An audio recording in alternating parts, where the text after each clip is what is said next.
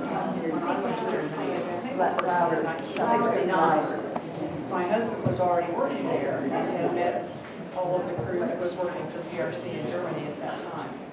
And I was the young kid. I was sort of the youngest of everybody. And I just remember how wonderful everyone was. Jim Addis was a mystery to me. He was so intelligent.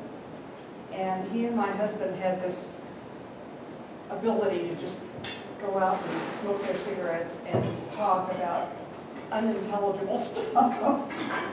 But he never, ever made me feel that I didn't understand or wasn't part of the group. And I've come late, remember, to all this. He just was, as a couple of people have said, just very accepting, very kind. And one of the things that I thanked Zeb for when I came in tonight was that big band music was playing. And he was always amazed that I knew big band music. And I was just very lucky to have been raised by parents who were music people and listened to all kinds of music. So it was just it happens to be my favorite music to this day. And every time we had a gathering and there was to be music, Jim always made sure there was big band music playing for me. And that really touched me. It just made me feel special. My last memory of Jim was the Germany crowd that lives locally here have gotten together on New Year's Eve. Used to be big bashes just with us drinking and eating and blah, blah, blah. Then they kind of migrated as we got older to just sort of an afternoon gathering with a toast to New Year's. And the last one he came to was 3 years ago. Can you believe that? I mean, unbelievable to me that much time has gone by. And my granddaughter was visiting, and she was 2, I think, at the time, and very shy. Didn't like strangers, especially men. I don't know where she got that. She was looking for me. She didn't want to come into the living room when we were gathered. And Jim said, well, we're just not going to have that. Never wanted to pass up a challenge.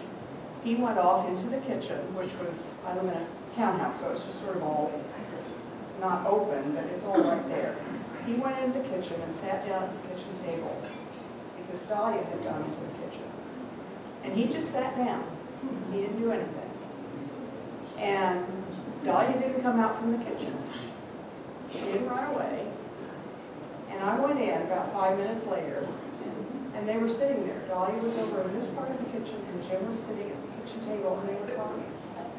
Now, she couldn't speak very much, but they were talking. She had warmed up to him. He had just made her feel okay. And after that, she came back in the room, and she was fine. She ended up sitting in Zeb's lap, and he had just broken the ice. He treated her like she was just a normal person. And it was just very special and very typical of Jim to just be all-encompassing, all-embracing, and one of the funniest, smartest human beings I've ever known. My husband loved him dearly, and we miss him.